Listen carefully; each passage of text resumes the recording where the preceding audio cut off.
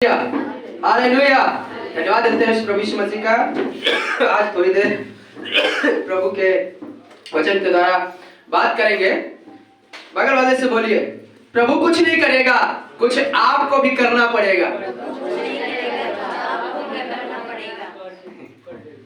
कई बार हमारे माइंड में एक चीज होती है कि कई बार लगता है कि प्रभु सब कुछ करेगा, प्रभु सब कुछ करेगा, प्रभु हालातों को बदल लेगा, प्रभु हमें बुरी आदतों से निकाल लेगा, प्रभु हमारी बीमारियों से हमें निकाल लेगा, प्रभु हमारी खराब परिस्थितियों से निकाल लेगा, प्रभु हमें उन्हें तकलीफों से निकाल लेगा। और प्रभु भी कुछ एक बात कह रहा है, पर हम कई बार उसकी बातों की तरफ ध्यान नहीं देते हैं। प्रभु सामर्थी है, वो चाहता तो यूं ही चुटकी बजाते लोगों का उद्धार करा देता, जिस परमेश्वर की हम बात कर रहे हैं। समझ रहे? क्यों यीशु मसीह को इस पृथ्वी पर आना पड़ा? वो तो परमेश्वर था। मूसा के समय, यहोशू के समय, अदन वाटिका में, हर जगह तो परमेश्वर था। फिर भी नए नियम में यीशु मसीह के द्वारा या यीशु मसीह के रूप में क्यों आना पड़ा? क्या जरूरत थी?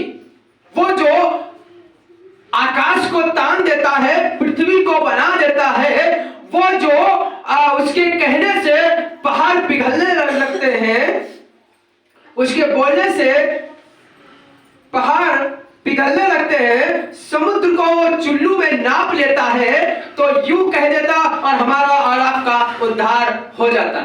होता कि नहीं होता? क्यों यीशु मसीह को आना पड़ा?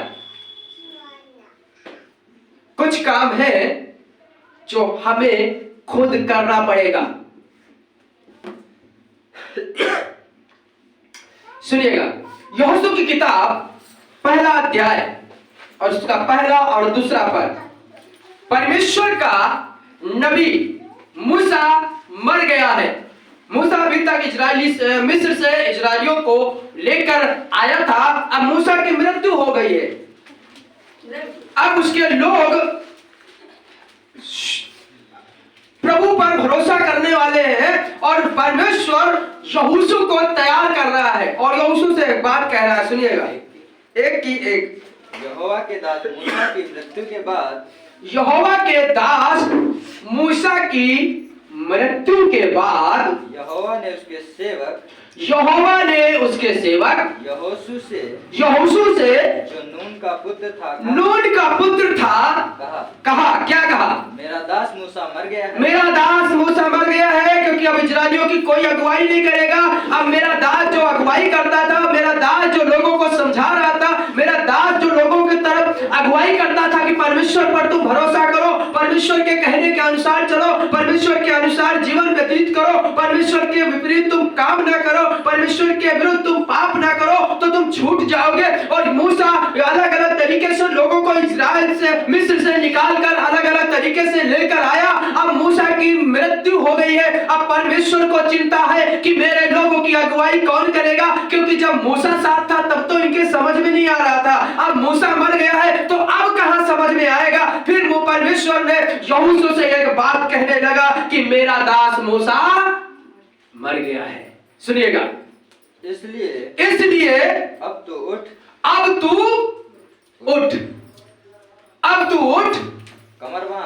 कमर बांध और इस सारी प्रजा समेत यरदन पार होकर उस देश को जा जिसे मैं उनको अर्थात इजरायलियों को देता हूँ। जो वो देश जो मैं इजरायलियों को देता हूँ। ये बात यहोशू से परमेश्वर कह रहा है, उठ, कमर बांध। यह परमेश्वर कह रहा है करने को। और किससे कह रहा है? यहोशू से। यहोशू कहता कि परमेश्वर, जब तू मूसा के साथ बना रहा, जब तूने लोगों के साथ बना रहा, जब तूने इजरायलियों के साथ बना रहा, उनको को पानी पिलाता रहा, उनको रोटी खिलाता रहा, उनके लिए सब कुछ करता रहा, तो परमेश्वर आप ही जानिए, आप सब कुछ कर लेंगे।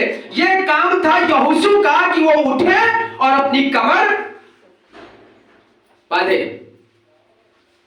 हम कई बार अपनी जगह से उठना नहीं चाहते और कहते हैं पिता तू मेरे लिए कुछ कर, पिता तू मेरे लिए कुछ कर, प्रभु यीशु मसीह तू मेरे लिए कर। और प्रभु भी कहता हम तैयार है करने के लिए, तब उठो। तो क्या हम उठने के लिए तैयार है? कई जगहों पर कई लोगों के यहाँ हम जाते हैं, भैया प्रार्थना करो हमारी शराब छूट जाए, भैया प्रार्थना करो हमारी शराब छूट जाए, हम दारू पीना छोड़ दें। और हम भी दुआ करते हैं कि प्रभु इनकी सहायता कर दारू पीना छूट जाए, पर वो वहां से निकलना नहीं चाहते। कौन निकालेगा बताओ? लूट तो हो नहीं कि वो आसमान से दूध उतारेगा और दूध आपका हाथ पकड़कर सदोम अमोरा से बाहर ले जाएंगे।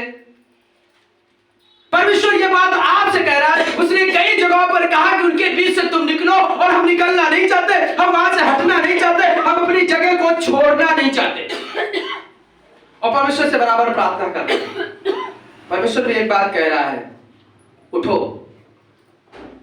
यहोशू से कहने लगा अब उठो तुम, अब तुम्हारी बारी है, तुम उठो और अपनी कमर बांध लो, कस लो, क्योंकि अब इजरायलियों की अगुवाई तुम करोगे और उस जगह पर ले जाओगे जहां पर मैंने इजरायलियों के लिए वादा किया था कि कनान देश मैं तुम्हें दूंगा। हम उठना नहीं चाहते, परमेश्वर कुछ करना चाह रहा, और यदि हम नहीं उठे, यदि हम कुछ नहीं किए, तो परमेश्वर भी कुछ नहीं करेगा। यह मत कहना कि परमेश्वर मेरे लिए कुछ कर नहीं रहा। हर एक चीज करने से पहले एक बात कही उसने, जो कहा, उसने कहा कि जो मुझे सामर्थ देता है उसमें मैं सब कुछ कर सकता हूं। किस बात की कहा है? उससे ऊपर भी पढ़ लिया करो जरा। उसने कहा है कि मैं, पौलुस एक बात कहने लगा कि जो मुझे सामर्थ देता है उसमें सब कुछ कर सकता हूं। यह बात कई बार हमें लगता है कि हम घर बनवा लेंगे, हम बेटी की शादी कर लेंगे, हम पैसा कमा लेंगे, हम यीशु मसीह के नाम से बड़े बड़े काम कर लेंगे, हम मुर्दों को जिला देंगे, हम अंधों को आंखें दे देंगे। यहाँ पर उस पौलुस ने ये बात नहीं की कि जो मुझे सामर्थ देता है उसमें मैं सब कुछ कर सकता हूं या बड़े बड़े काम करूंगा। नहीं, उसने बात कही है दुख की। जब उससे पढ़े ऊपर पढ़ेंगे तो पौलुस कई बार वो समुद्र में रहा, जहाज टूट गया, दुख में रहा, तकलीफ में रहा, और तब उसने कहा जो मुझे सामर्थ देता है मैं उसमें सब कुछ कर सकता हूं, मतलब सब कुछ सह सकता हूं। सहना तो हम ही को पड़ेगा, उठना तो हम ही को पड़ेगा, और यदि हम भी कुछ ना किए तो परमेश्वर भी कुछ नहीं करे। कई बार बहुत सी माएं अपने बच्चों को उठाना चाहती हैं कि चलो चलो चलो, छोटे बच्चों को चलाना चाहती है उंगली पकड़कर, पर बच्चा बिल्कुल पैर ढीले करके बैठ जाता है। अब बताओ वो बच्चा जब तक खुद कोशिश नहीं करेगा, माँ कौन सा पाउडर पिला दे, कौन सा दूध पिला दे और कौन सा प्रोटीन की चीजें खिला दे, पर बच्चा कभी नहीं चल सकता। जो कभी चल जाए, बच्चों को सिखाते ना, उठ जाओ ठट्टी बुट्टी कराते कि नहीं कराते? जब थोड़ा थोड़ा खड़े होने लगता है तो हम उसके अंदर साहस भरते हैं कि तुम खड़े हो सकते हो, तुम खड़े हो सकते हो। आप क्या खड़े होना चाहते हैं? क्या आप अपनी मुसीबतों से निकलना चाहते हैं? और यदि निकलना चाहते हैं तो परमेश्वर आपसे भी कह रहा है उठो, जिस जगह पर बैठे हो। अभी मैं सोच रहा था, बहुत से लोगों के घर जाते हैं और अलग अलग जगहों पर लोगों से बात करते हैं। लोग अलग अलग समस्याओं को लेकर आते हैं।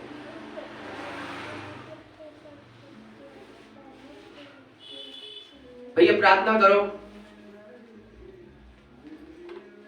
दीवारें खड़ी हो गई हैं पर छत नहीं पड़ पा रही है। आप कोशिश कर रहे हैं, बैठे बैठे दीवार छत नहीं पड़ जाएगी। परमेश्वर कुछ आपको भी करने के लिए कह रहा है।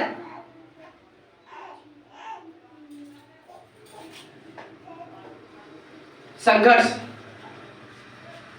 तो हम ही को करना पड़ेगा, और यदि हम नहीं उठे, यदि हम नहीं खड़े हुए तो परमेश्वर कुछ नहीं करेगा। यहोशू से कहने लगा उठ, अपनी कमर बांध और इस्राएलियों को वहां तक ले जा जहां के लिए मैंने उन्हें ठहराया था। कई बार लोग परमेश्वर की उपस्थिति में आकर, परमेश्वर की हुजूरी में आकर वादा करते कि प्रभु आज के बाद हम गलत काम नहीं करेंगे, और फिर करने लगते। कैसे? क्योंकि वो हटना नहीं चाहते, वहां से निकलना नहीं चाहते। परमेश्वर भी तभी काम करेगा जब आप उसकी उपस्थिति में एक निर्णय ले लेंगे, एक डट जाएंगे, एक हिट कर लेंगे कि प्रभु हमको ये करना ही करना है, तो परमेश्वर भी आपके साथ वो देगा, परमेश्वर भी आपको साहस देगा, परमेश्वर भी आपको बल देगा। और यदि हम नहीं उठे तो परमेश्वर भी कुछ नहीं करेगा।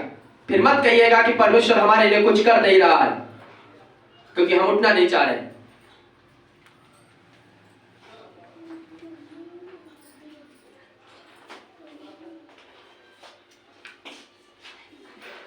अक्सर बात करते हैं भैया, हम चाहते हैं कि सुबह प्रार्थना करें। कौन नहीं चाहता? यहां बैठे हर एक चाहता है कि हम भोर को प्रार्थना करें। आसान है, आसान है। कम्बल ओढ़ के, रजाई ओढ़ कर लेटे रहे और कहें प्रभु हम चाहते हैं कि प्रार्थना करें, हम प्रार्थना करें, हम प्रार्थना करें। प्रभु भी क्या, प्रभु तो उठाएगा नहीं? प्रभु उठाएगा? बताइए, किसी को आया उठाएगा, उठो प्रार्थना कर। खुद उठना पड़ेगा, खुद उस कम्बल से, उस रजाई से झगड़ा करना पड़ेगा, उसको नकारना पड़ेगा, हटाना पड़ेगा। और यदि हमने नहीं हटाया तो परमेश्वर कुछ करने नहीं आएगा। कुछ जगह से हमें कुछ हटना पड़ेगा, और यदि हम नहीं हटे, हम वहां से नहीं निकले, तो परमेश्वर भी हमारे लिए कुछ ना करेगा। फिर ना कहना कि परमेश्वर हमारे लिए कुछ कर नहीं रहा है। यशायाह नबी की किताब 52वां अध्याय और उसका 2 पद पढ़ेंगे जी। यशायाह 52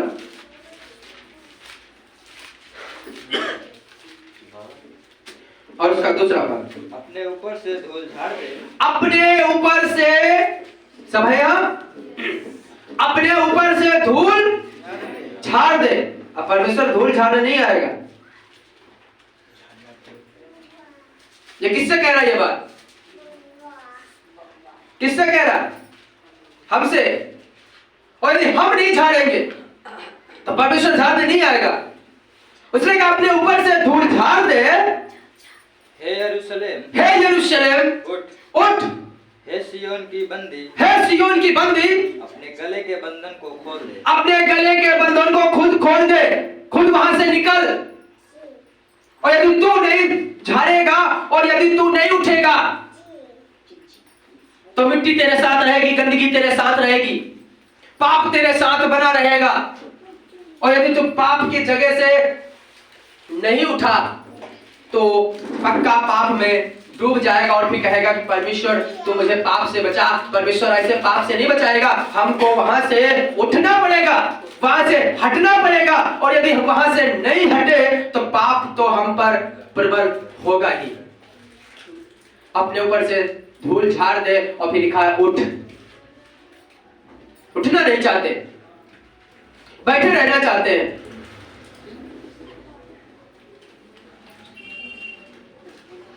एक भैया थे और एक बड़ी कलीसिया गए, बहुत खर्चा करके परमेश्वर की उपस्थिति में 3 दिन दारू नहीं पिए,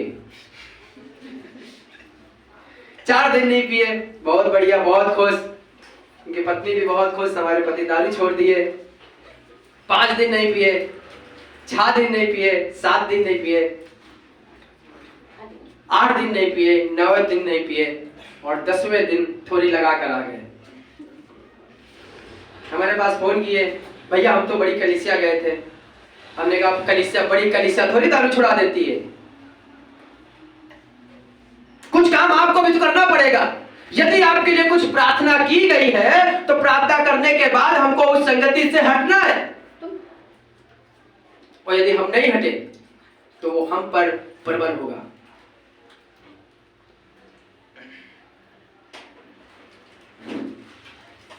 कलीसिया आने का मन नहीं करता तो प्रभु थोड़ी मन बना लेगा। किसका मन करता है बताओ? स्कूल जाने का किसका मन करता है? पढ़ने का किसका मन करता है? अंकित करता है मन? ये भी नहीं चाहते कि ऐसे ही पास हो जाए, प्रभु से प्रार्थना करें और प्रभु आसमान से हमारे पेपर दे दे और हम नीट की तैयारी तैयार कर ले, मतलब पास हो जाए। पढ़ना चाहते हैं कि कौन पढ़ेगा? 8-8 घंटे 6-6 घंटे पढ़ते रहते हैं। ये भी नहीं चाहते पढ़ना, ये भी चाहते कि प्रभु से प्रार्थना करें, प्रभु हमारे लेकर दे। प्रभु को इनका पेपर देने थोड़ी आएगा, इनका पेपर दे देगा, कहेगा बेटा ठीक है तुम पास हो जाओगे। कुछ काम तो इनको भी करना पड़ेगा। संगति आने का मन नहीं करता। अब मन तो किसी का नहीं करेगा, पर हमको उसको उस पर प्रबल होना है, हमको खुद उठ खड़े होना है, हमको खुद अपनी धूल झाड़ देना है। और यदि हम अपनी धूल नहीं झाड़े और हम खुद नहीं उठे तो परमेश्वर हाथ पकड़ कर कलीसिया नहीं लेकर आएगा। अक्सर बात करते हैं प्रभु जब चाहेगा तब लेकर आएगा। अरे प्रभु तो हर दिन चाहता है, हर संडे चाहता है कि नहीं? बताओ प्रभु कब कहेगा कि तुम मेरे पास ना हो? खुद खड़े होना है, खुद हमें उन बंधनों को तोड़ देना है।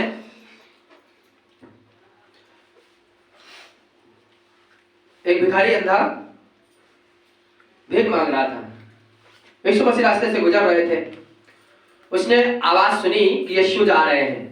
चिल्ला कर उससे कहने लगा, हे दाऊद के संतान तू हम पर दया कर, हे दाऊद के संतान तू हम पर दया कर। यदि वो उस दिन चुप रहता कि प्रभु खुद जाएगा, खुद वापस आएगा मेरे पास, वो तो अंतर्यामी है, वो तो भविष्य की बातें जान लेता है, वो तो जहां चलता है बीमारियां उससे दूर भागती हैं। तो उसी रास्ते से तो यीशु मसीह जा रहा था। जाते वक्त उसका अंधापन दूर नहीं हुआ अंधापन दूर? बताओ। फिर जब उसने आवाज सुनी कि यीशु नासरी जा रहे हैं तो लिखा है कि वो चिल्लाने लगा, हे दाऊद की संतान तो हम पर दया कर। लोगों ने फिर डांटा, चुप रहे, तू इस लायक नहीं कि प्रभु के पास जाए, तू तेरी औकात नहीं है, तू गंदे कपड़े पहने है, तू कटोरा लिए है, तू फटे कपड़े पहने हैं, तू इस लायक नहीं है। पर वो नहीं चुप रहा। और यदि लोगों के कहने से वो चुप हो जाता तो कभी भी उसकी आंखें लौट करना फिर उठाया। तो ये काम कौन कर रहा है? लोग नहीं कर रहे हैं। आपका घर का नहीं करेगा, आपके परिवार का नहीं करेगा, आपका सगा नहीं करेगा, आप खुद करेंगे ये काम। हे दाऊद की संतान तू हम पर दया कर। यीशु तो तैयार है, पर वो चाह रहा कोई है जो पुकारे? कोई है? कोई नहीं है। और पुकार रहे तो उठना नहीं चाह रहे। प्रभु कह रहा है कि उठो, पर कहते नहीं प्रभु हम यही बैठेंगे, पर चंगा कर दो, ठीक कर दो, हालात बदल दो।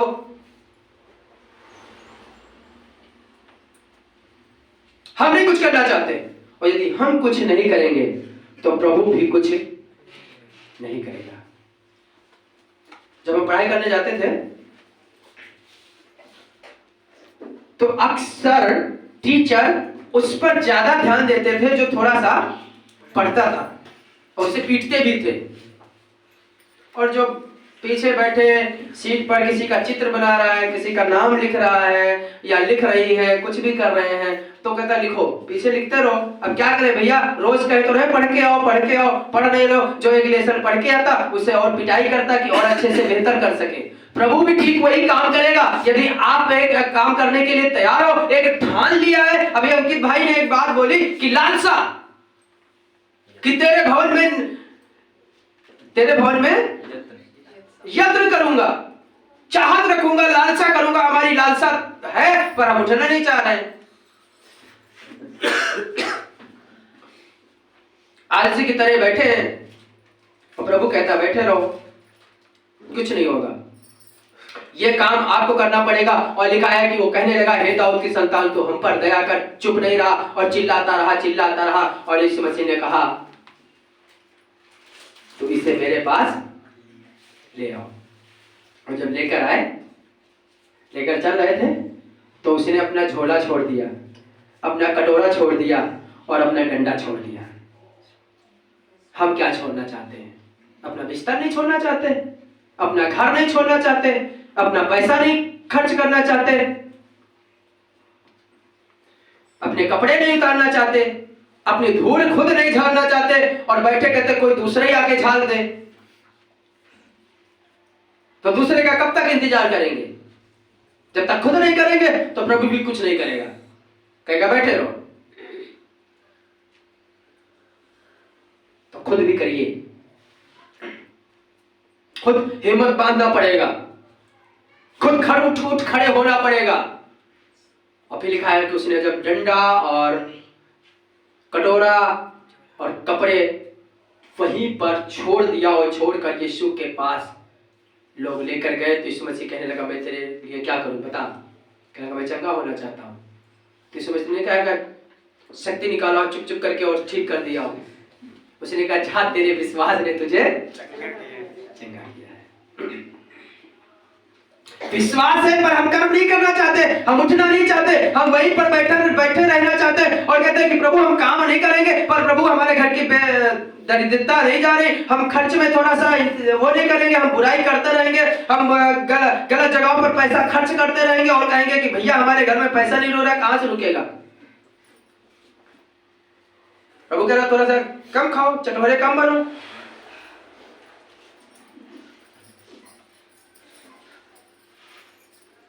अब प्रभु तुम्हारी जुबान तो रोकेगा नहीं, हे मेरी दासी रुक जा अब ना खाना, ऐसा कभी होगा? प्रभु का काम है, वो अपना काम करेगा, पर काम भी तभी करेगा जब हम तैयार होंगे। और यदि हम नहीं तैयार हैं तो प्रभु भी कुछ नहीं करेगा। तो ये बात बिल्कुल मत कहिएगा। यशायाह नबी की किताब 60वां अध्याय उसका 61वां पद एक बार लिखी हुई है कि लिखा है उठ प्रकाशमान हो। इसका मतलब तेरा प्रकाश खड़ा है, यीशु मसीह तेरे सामने खड़ा है। क्या हम उठना चाहते हैं? 60 नहीं है 61 का पहला क्या है? उठ प्रकाश। हाँ, उठ प्रकाशमान हो क्योंकि तेरा प्रकाश आ गया है। तेरा प्रकाश आ गया है मतलब प्रकाश तो खड़ा है सामने, पर हम उठना नहीं चाहते, हम प्रकाश के पास जाना नहीं चाहते और कहते प्रकाश खुद हमारे पास आए। और प्रकाश भी कहेगा हम उसके पास क्यों जाएं? समझ रहे? हम जाना नहीं चाहते, हम वहां से हटना नहीं चाहते, हम अपनी खाट छोड़ना नहीं चाहते, हम अपनी कुर्सी छोड़ना नहीं चाहते, हम अपना रुतबा छोड़ना नहीं चाहते, हम अपनी धूल झाड़ना नहीं चाहते, हम अपनी चीजों को मेहनत करना नहीं चाहते और कहते हैं प्रभु तू सब कुछ कर दे, प्रभु तू सब कुछ कर दे। और वो कहेगा कि हम करने के लिए तैयार हैं, बेटा तुम भी तो तैयार हो। और यदि हम नहीं तैयार होंगे, प्रभु हमसे करने के लिए कर रहा है और यदि हम करेंगे तो प्रभु कहेगा हम भी तुम्हारे साथ हैं, हम भी तुम्हारे साथ हैं। तरीके से शादी करेंगे तो दहेज मिलेगा और तरीके से शादी नहीं करेंगे तो कुछ नहीं मिलेगा और बाद में फिर पछताना पड़ेगा। समझ रहे? शादी दोनों है, शादी दोनों कही जाएंगी, चाहे रुक कर ले चाहे भाग कर ले। प्रभु भी कहता है यदि तुम मेरे तरीके से चलोगे, मेरे कहने के अनुसार चलोगे तो मैं तुम्हें आशीष दूंगा, बरकत दूंगा और बढ़ाऊंगा। इसलिए शुरुआत में ही कह दिया आदम हवा से तू मेहनत कर, मैं तेरी मेहनत पर आशीष दूंगा। उसने ये नहीं कहा कि ये पृथ्वी फूले फले और भर जाए, भरेगी तभी जब तू मेहनत करेगा। इसका मतलब हमें भी कुछ करना है, वो हम जो कुछ करेंगे वो हमारे साथ है, हमारी मदद करने के लिए तैयार है, पर हम भी क्या खड़े होने के लिए तैयार हैं। हमारे माइंड में एक चीज ये बात होनी चाहिए कि हमें खुद वहां से निकलना है, हमें खुद कोशिश करना है। यदि हम कुएं में पड़े हैं, कोई व्यक्ति रस्सी डाल रहा है तो कह रहा रस्सी पकड़, रस्सी पकड़, और कहते हम रस्सी नहीं पकड़ेंगे भैया, आप ही आओ उतार के हमें पकड़वा लो रस्सी। अब बताओ वो रस्सी तो पकड़ाने आएगा नहीं।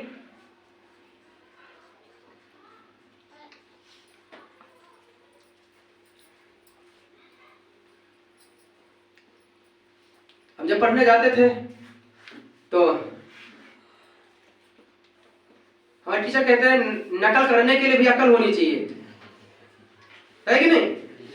अब वो आगे वाला दिखा तो रहा है पर हम उतनी अकल नहीं है कि हम उतनी तेज से स्पीड में उसकी उतार ले जाए, लिख ले जाए। और लिखने तो आएगा नहीं। टीचर भी कई बार संकेत देके कुछ चीजें बता देते हैं, आप पता नहीं बताते नहीं बताते हैं, पर पहले हमारे समय में कुछ संकेत करके बता देते थे, और जब बताते थे तो आदमी तो अकल थी नहीं कि उनके बताए से हम लिख ले। अब वो कहते थे कि बेटा हम तुम्हारी वो तो राइटिंग तो लिख नहीं देंगे, अब लिखना तो तुम्ही को पड़ेगा। प्रभु भी कहता है कि हम संकेत तो तुम्हें दे रहे, पर कुछ काम तो तुम्ही को करना पड़ेगा, और यदि तुम करोगे तो हम तुम्हारे साथ हैं, हम तुम्हारी मदद करने के लिए तैयार हैं, हम तुम्हें निकालने के लिए तैयार हैं। हम तुम चाह रहे हो कि तुम्हारा मसाला खाना छूट जाए, गुटखा खाना छूट जाए, तो तुम खुद कोशिश करो, तुम निकलो वहां से, और यदि नहीं निकलोगे तो गुटखा तुम पर हावी हो जाएगा। उठ प्रकाशमान हो, तेरा प्रकाश आ गया है। तो हमको प्रकाश के पास जाना पड़ेगा, और यदि हम प्रकाश के पास नहीं गए तो कुछ नहीं होगा। और यदि प्रकाश भी हमारे पास आ जाएगा तब भी हम उठ नहीं पाएंगे, क्योंकि हम उठना नहीं चाहते, क्योंकि हम खड़े नहीं होना चाहते, हम अपनी चीजों को दबाना नहीं चाहते, अपनी धूल झाड़ना नहीं चाहते, और हम इंतजार करते हैं कोई हमारी धूल आके झाड़ दे। मरकुस रचित सुसमाचार 2 अध्याय उसका 11वां पद। यीशु मसीह एक बीमार के पास गए, लकवे का मारा हुआ व्यक्ति था, और उससे एक बात कही, सुनिएगा। लूका 2:11, सॉरी मरकुस 2:11 जी। मैं तुझसे कहता हूँ उठ अपनी खाट उठाकर अपने घर चला जा। उठ और अपनी खाट उठाकर अपने घर। लकवे का मारा हुआ व्यक्ति है, एक बीमार से यीशु मसीह कह रहा है उठ और अपनी खाट उठा चल। फिर इसका मतलब बीमार है, उसकी इतनी औकात नहीं है कि अपनी खाट उठा सके, पर यीशु मसीह उसके अंदर क्या भरना चाह रहे हैं? उत्साह। वो उत्साह भरना चाह रहे हैं कि अभी भी तेरे अंदर इतनी ताकत है तो अपनी खाट उठा सकता है। कई बार हमारे पास इतनी ताकत नहीं होती बीमारी में कि अपनी खाट उठा के इधर उधर कर पाए। होता कि नहीं होता बताओ? तो कोई व्यक्ति आकर तुम्हारे अंदर एक बात कह रहा है उठो और अपनी खाट उठाओ, इसका मतलब हम उठाने के लायक हैं, हम उठा सकते हैं। और यदि कोई व्यक्ति ये बात भर दे कि तुम ये काम कर सकते हो, तुम ये काम कर सकते हो, तो बिल्कुल वो काम तुम कर दिखाओगे। और कोई कह दे कि तुम नहीं कर सकते, अब कोई कटा के ले रहा हो और उसके बाद कहे अब बचेगा नहीं, अब नहीं बचेगा, तो जहां 10 मिनट बाद मरना होगा तो 5 मिनट पहले मर जाएगा। और ये कहते हैं कि अभी ये जीवित रहेगा, अभी अभी देख लेना, ये उठ खड़ा होगा, अभी ये सही हो जाएगा, अभी ये सही हो जाएगा। तो जहां 10 मिनट मरना होगा वो 12 मिनट 15 मिनट बाद मरेगा। किसी के अंदर उत्साह भरे। यीशु मसीह का काम ही यही है कि वो किसी आपके अंदर उत्साह भरना चाहता है, पर वो काम आप ही को ही करना पड़ेगा। यीशु मसीह आके नहीं करेगा। उठ और अपनी खाट उठा और चल। फिर और उसके आगे लिखा है कि अपनी वो खाट उठाया और चला गया लेकर। क्या लिखा है? चला गया लेकर। लकवे का मारा था, बीमार था। बीमार व्यक्ति से यीशु मसीह कह रहे हैं, कोई ताकतवर से नहीं कह रहे। वो भी कहता कि प्रभु हमारी खटिया उठा के घर तक पहुंचा दो। अब इतना किए हो, चंगा किए हो, तो हमारी खाट भी पहुंचा दो घर तक। तो प्रभु सब लोगों की खटिया और बिस्तर पहुंचाते रहे तो सेवा हो गई थी, है कि नहीं बताओ? तो कुछ काम तो हमको करना पड़ेगा, और यदि हम नहीं किए तो प्रभु भी नहीं करेगा। वो कहेगा मन हो तो खटिया उठाओ, मन हो तो वहीं पर रहो। फिर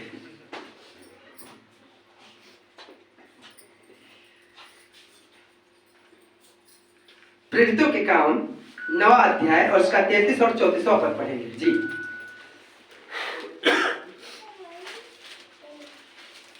प्रेरित 9 33 और 34। वहां उसे एनियास नामक लकवे का रोगी एक मनुष्य मिला जो 8 वर्ष से खाट पर पड़ा। सिर्फ 8 साल से वो खटिया पर पड़ा था जी। पतरस ने उससे कहा हे एनियास, यीशु मसीह तुझे चंगा करता है। पहली बात तो यीशु मसीह तुझे चंगा करता है, ये बात तुम्हारे दिल में हम भरे दे रहे हैं। यीशु मसीह तुम्हें चंगा करता है। उठ अपना बिछौना बिछा। उठ और अपना बिछौना। हाथ काम नहीं कर रहा, पैर काम नहीं कर रहा, लकवे का मारा हुआ है, और उससे कह रहा उठ और अपना बिछौना बिछा। वह तुरंत उठ खड़ा हुआ। और वह तुरंत उठ खड़ा हुआ। तब लुद्दा और सारोन के सब रहने वाले उसे देखकर प्रभु की ओर फिरे।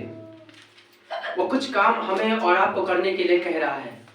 अपना बिछौना उठा, अपना बिछौना बिछा, अपनी खाट उठा, जा तेरे विश्वास के द्वारा तुझे चंगाई मिल जाए। तो हमें कुछ करना है। एक आयत पढ़वाऊंगा, 2 कुरिन्थियों 6 अध्याय और उसका 17वां पद। जी, 2 कुरिन्थियों 6 अध्याय उसका 17वां पद। इसलिए प्रभु कहता है के बीच में से निकलो। किनके बीच में से? असमान लोगों के बीच में से, बुरे लोगों के बीच में से, अधर्मी लोगों के बीच से, उस जगह के उस शराबियों के बीच में से, उन कुकर्मियों के बीच में से यदि हम नहीं निकले तो प्रभु नहीं निकालेगा। जब निकल आओगे तो प्रभु सहायता करेगा। और फिर ये नहीं कह रहा कि तुम जाना। इसी वजह से अपनी स्त्री से कहने लगे, जा तुझे किसी पत्थर नहीं मारा, कोई बात नहीं, मैं भी तुझे पत्थर नहीं मारूंगा, मैं भी तुझे दंड नहीं दूंगा, पर आज के बाद तू ऐसा पाप ना करना। इसका मतलब जाने को भी प्रभु मना कर रहा है। यदि प्रभु वहां से निकाल के लाया है तो हम यदि फिर जा रहे हैं तो इसके जिम्मेदार हम हैं, ना कि प्रभु। सुनिएगा, उनके बीच में से निकलो और अलग रहो। उनके बीच में से निकलो और अलग रहो। ये काम कौन करेगा? हम और आप करेंगे, प्रभु नहीं करेगा। प्रभु अलग थोड़ी रखेगा कि तुम्हें बांध के रखेगा। अभी मैं सोच रहा था कि हम किसी को खूंटे पर नहीं बांध के रख सकते। यहाँ जानवर को नहीं बांध के रख पाते। जो जाने वाला होता रस्सी तोड़ देगा, खूंटा तोड़ देगा, भाग जाएगा।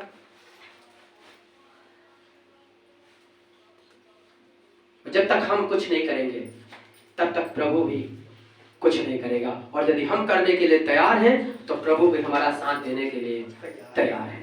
आइए आंखों को बंद करें। प्रभु यीशु मसीह हर एक को प्रभु समझ दे और बुद्धि दे, ताकि ये खुद अपनी जगह से खुद निकले और तेरा साथ पकड़ ले और तेरे साथ चल सके और तेरा साथ न छोड़े। प्रभु दया करे, यीशु के नाम में, आमीन।